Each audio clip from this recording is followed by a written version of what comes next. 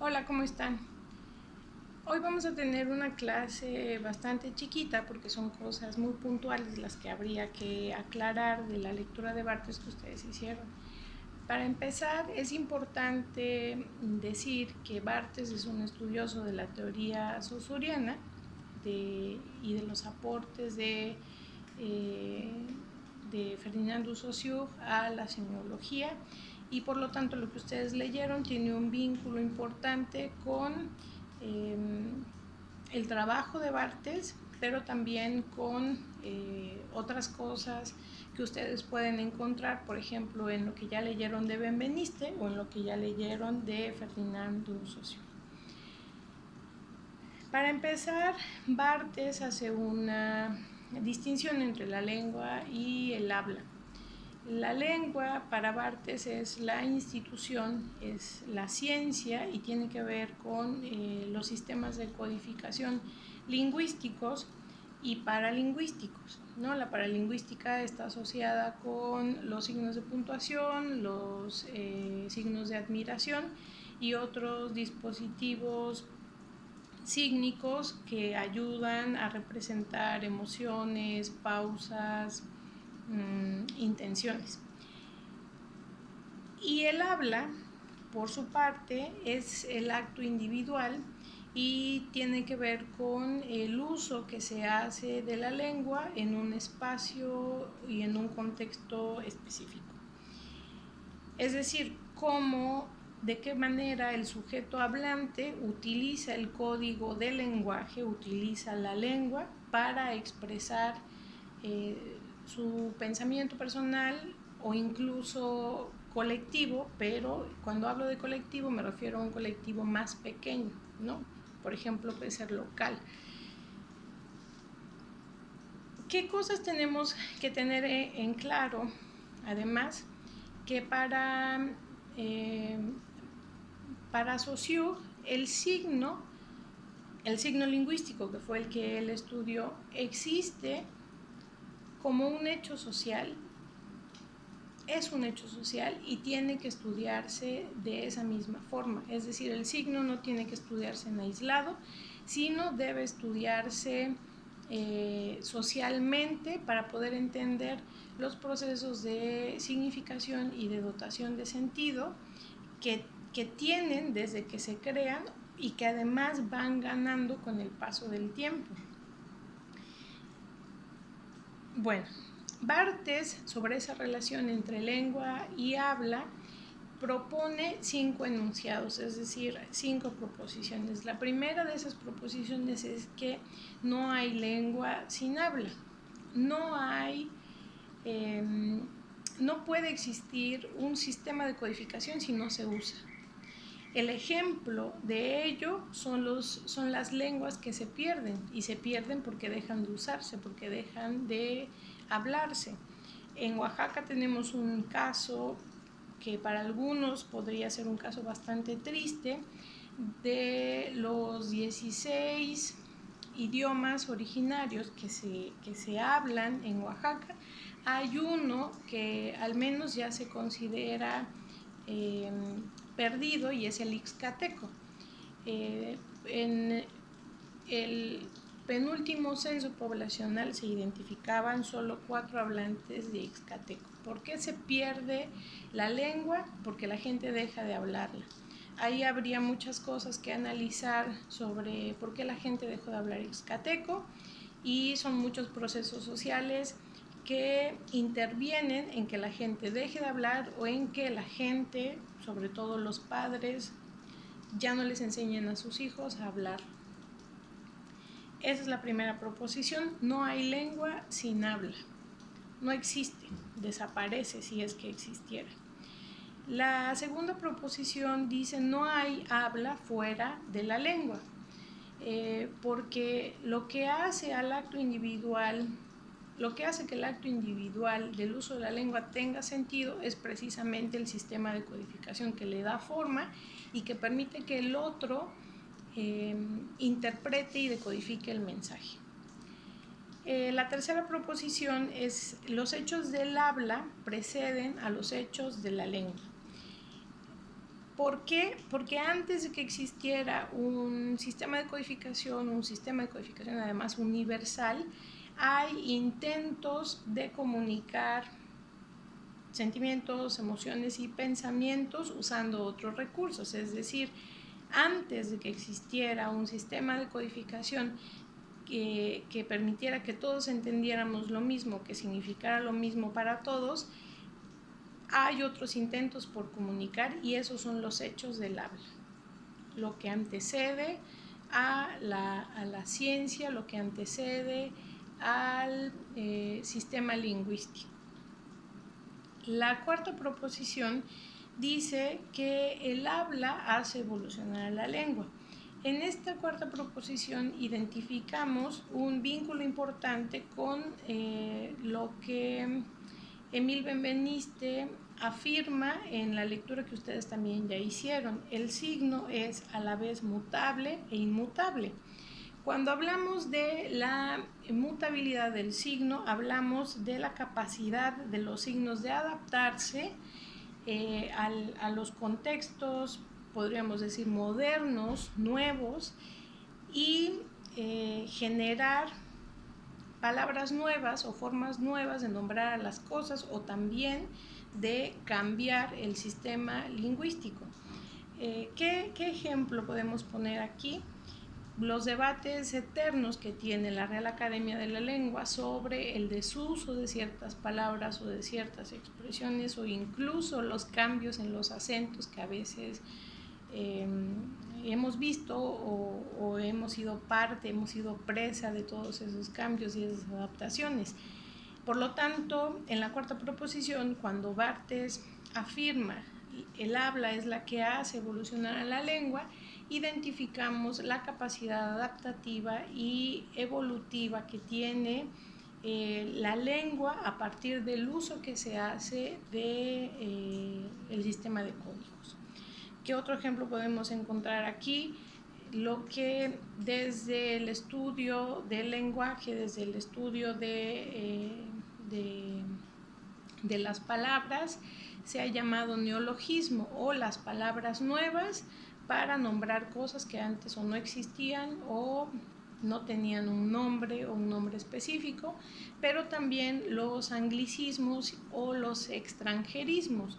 Cuando surgen palabras en otros contextos que no son el nuestro, en otros idiomas que tampoco son el nuestro, son los nuestros, y esas palabras ayudan a nombrar cosas que van surgiendo de la misma experiencia social y que cuando llegan a nosotros no hay una palabra en nuestro idioma que pueda describirlas o definirlas y usamos esa palabra en otro idioma e incluso muchas veces ni siquiera cambiamos la nomenclatura o la forma de escribir. Eso suele ser como se desarrolla en un periodo más largo. Por ejemplo, básquetbol, ¿no? Básquetbol significa, básquet es canasta y bol es pelota, que sería como pelota de canasta o algo así. Y se refiere básicamente a la regla del juego del básquetbol. Es un juego que se inventa en los Estados Unidos y que se practica en nuestro espacio. La palabra no cambió, sigue siendo básquetbol, aunque sí cambia la nomenclatura. En lugar de que se escriba con K, se escribe con Q, e incluso en otros espacios también se le llama baloncesto, que sería ya la traducción de esa palabra, pero como les digo, tiene que pasar cierto tiempo para que esa traducción sea válida y se use para sustituir a la otra. La quinta proposición dice: no hay ciencia más que la lengua. ¿A qué se refiere? Lo que se puede estudiar es la lengua. ¿Por qué no se puede estudiar el habla de la misma forma o a partir de un método científico? Porque hay muchas formas de hablar, hay muchas formas de resignificar y reapropiarse de esa lengua, y estudiarlas a todas parece un obstáculo y parece un reto bastante grande, bastante ambicioso. Entonces, cuando Barthes afirma que no hay ciencia más que la lengua, se refiere a que el estudio del habla tendría que partir de la lengua o lo que institucionalmente se ha convencionalizado como parte de ese sistema de codificación universal. Hay un concepto importante también que habría que comentar y es el concepto del idiolecto. El idiolecto para Barthes es esa forma específica en la que en un grupo social se usan las palabras. Y bueno, otra cosa que también me gustaría comentar relacionada con ese idiolecto, y lo cito de Saussure, es que las palabras, ninguna palabra corresponde exactamente a cada noción precisada, y si no corresponde a esa noción es porque el proceso de comunicación y el proceso de semiosis para Ferdinand Saussure tiene que ver con dos actos, y es la fonación y la audición. Voy a mostrarles una imagen en donde quizá ya la había hecho, quizá no. Y bueno, en esta imagen ustedes, ahí está, en esta imagen ustedes pueden ver, Saussure retoma la idea de la imagen mental que fue propuesta por Aristóteles. Y lo que dice Saussure es que el proceso de semiosis en un sistema de comunicación comienza con la idea o el concepto o la imagen mental. Entonces pasa a la fonación o al acto de decirse, y el sujeto que escucha, el sujeto oyente, nuevamente refiere esa palabra a la cabeza, a la imagen mental, para retroalimentar. Ninguna palabra corresponde exactamente a las nociones precisadas porque las imágenes mentales asociadas a las palabras son distintas en cada cabeza, aunque haya convenciones o formas universales o generales o colectivas de leer esas palabras o de asociar esas palabras. Y bueno, como Saussure comenta, el lenguaje, el signo, es un hecho social.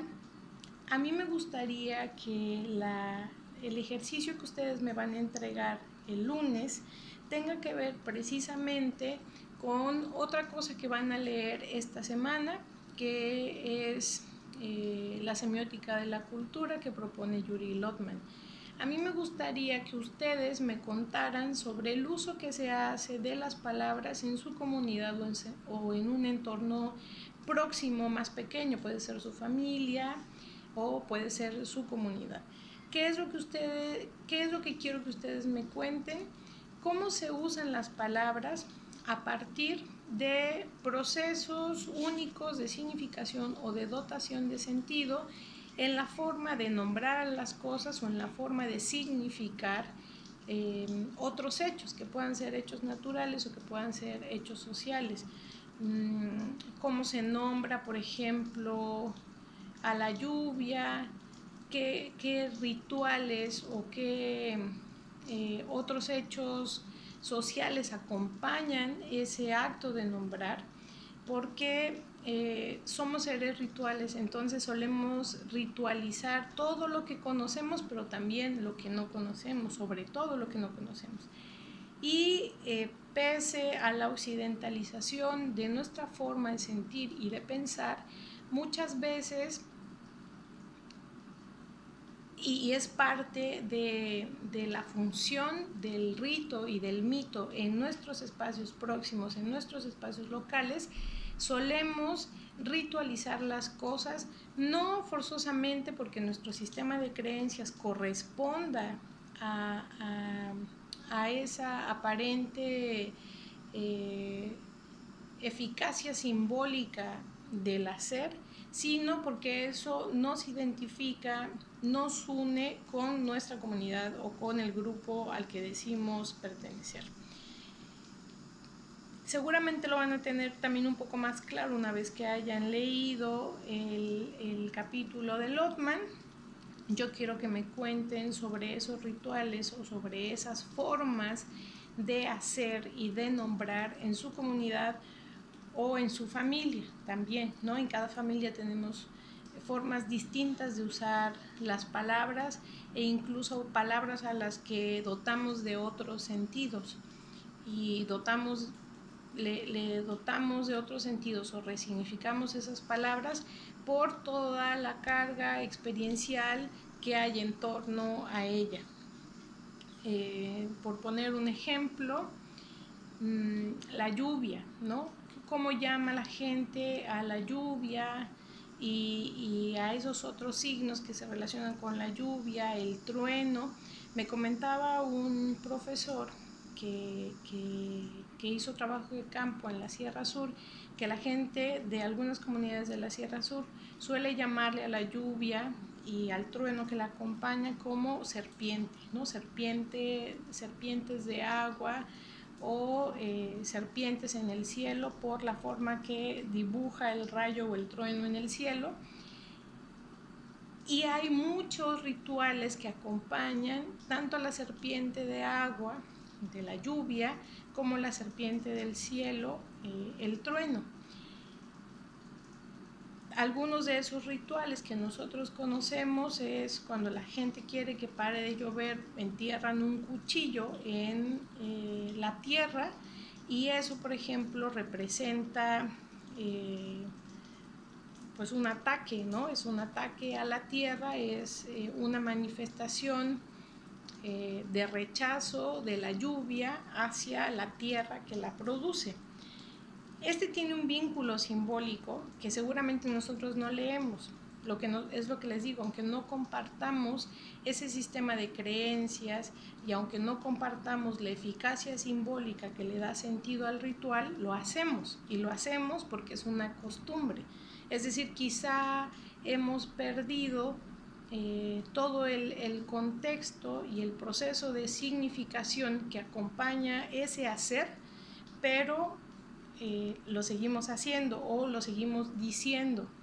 Entonces a mí me gustaría que ustedes identificaran alguna de estas prácticas ritualizadas que se hacen, que se repiten o que se hacen de manera reiterativa en sus comunidades para entender la manera como en su comunidad, en su familia o en un entorno próximo grupal están usando las palabras, pero también están haciendo de esos rituales otras manifestaciones comunicativas que no únicamente tienen que ver con el uso del signo lingüístico, sino con el actual. Espero que haya quedado claro. Si no quedó claro el ejercicio, por favor dejen un comentario en esta publicación o escriban al grupo que tenemos en WhatsApp. Espero que todo esté bien en sus espacios, en los espacios que están habitando en este momento, su casa, la casa de su familia, su comunidad, donde sea que se encuentren. Espero que todo esté bien, espero que ustedes se encuentren sanos. Cuídense mucho y nuevamente refrendamos la esperanza de volver a vernos pronto. Tengan un buen día.